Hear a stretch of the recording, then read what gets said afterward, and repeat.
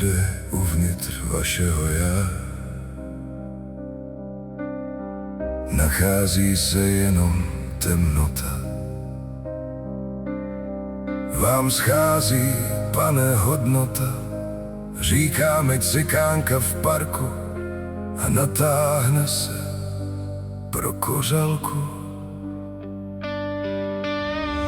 Vlasy má černé jako tér, sukni barevnou jak duha. Vy jste, pane, druhých sluha, jen tak mezi zuby procedí, a to máte ruce medvědí. Dívám se na čáru vašeho srdce, tohle myslím, pane, bez legrace. Nikde žádný zákaz zastavení, nikde značka ani na znamení.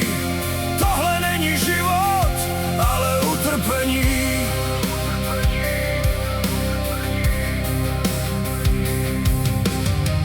Pak se mi do dlaní zadívá a po chvíli mi v klidu povídá. Veselá povaha, ale jen na oko, tam někde u vás hluboko. Se světem dlouho válčíte a bolest jako psa vláčíte. Dívám se na čáru vaší hlavy, to je příběh na večerní zprávy. Sopka před výbuchem, plná lávy, zpamatujte se, dokud je čas.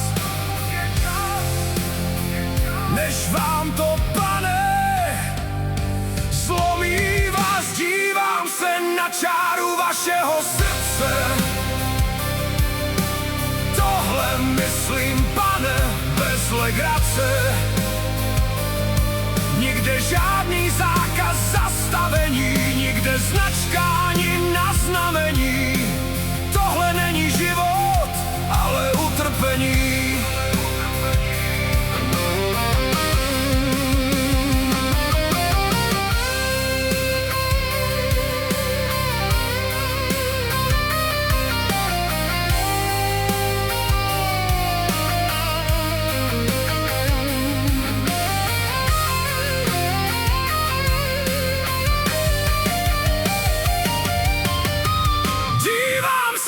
Čáru vašeho života, naplnění osudu a smrt je jistota.